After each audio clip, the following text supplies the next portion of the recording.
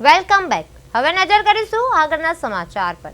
ગુજરાતભરમાં સર્જાયેલી ડીઝલની ભારે અછતની સીધી અને નકારાત્મક અસર હવે વિશ્વ પ્રસિદ્ધ મોરબીના સિરામિક ઉદ્યોગ પર પણ જોવા મળી રહી છે. ડીઝલની આ તંગીને કારણે ઉદ્યોગ જગતમાં ભારે ચિંતા અને અનિશ્ચિતતાનો માહોલ સર્જાયો છે.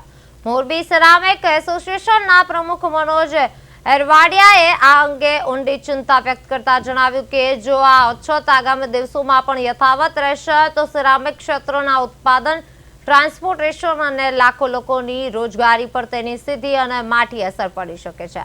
સિરામિક ઉદ્યોગમાં કાચા માલની હેરફેર કરતા ટ્રાન્સપોર્ટ વાહનો, ફેક્ટરીના હેવી જનરેટર્સ અને કોર ફ્લીટ્સના સહિતના અનેક સાધનો સંપૂર્ણપણે ડીઝલ પર નિર્ભર છે અને કટોકટીના કારણે ઉત્પાદન પ્રક્રિયા પ્રભાવિત થવાની આશંકા સેવાઈ રહી છે. જેના પગલે હવે એસોસિએશન દ્વારા આ મામલે વહેલી તકે યોગ્ય ઉકેલ લાવવાની માંગ કરવામાં આવી રહી છે.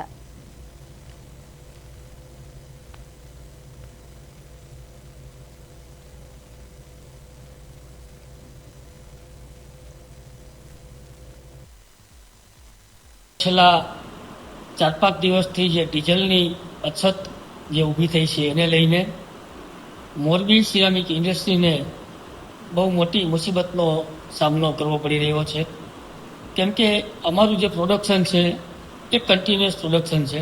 એની અંદર પાવર કાપ આવતો હોય તો પાવર કાપના લીધે અમારે જનરેટર ફરજિયાત ચલાવવા પડતા હોય છે. અત્યારે અમારે જનરેટર ચલાવવા માટે જે ડીઝલ જોતું હોય તો ડીઝલ અમને બેરલમાં કે ભરી આપતા નથી. અમરેલીમાંથી સમાચાર મળી આવ્યા છે. અમરેલી જિલ્લાના સાવરકુંડલા શહેરમાં વસ્તી ગણતરી ફેઝ 2 ની તાલીમ દરમિયાન શિક્ષકોમાં ભારે રોષનો માહોલ જોવા મળી રહ્યો છે. શહેરની કે હાઈસ્કૂલ ખાતે યોજાયેલી તાલીમમાં યોગ્ય વ્યવસ્થાના અભાવે શિક્ષકો કડાઈ ઉઠ્યા હતા.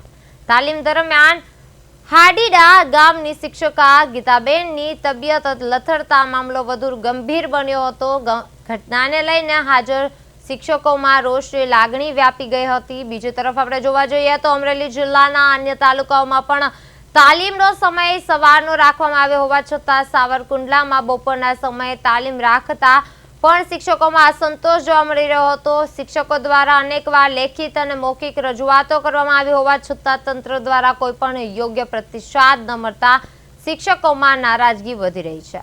આશરે 350 જેટલા શિક્ષકો તાલીમમાં હાજર રહ્યા હતા. ત્યારે તંત્રની અણઆવડત અને વ્યવસ્થાને લઈને પ્રશ્નો ઉઠી રહ્યા છે.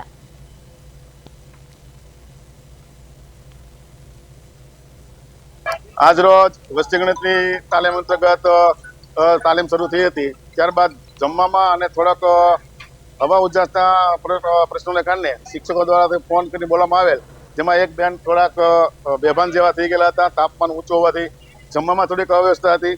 અમે કચેરીને વારંવાર લેખિત મૌખિક રજૂઆત કર્યા છતાં અમુક તાલુકામાં અને ગુજરાતભરના ઘણા બધા તાલુકામાં મોર્નિંગ સેશનમાં તાલીમ ચાલી રહી છે, છતાં પણ કુંડલા તાલુકામાં બપોરના સમયે તાલીમ આપવામાં આવે.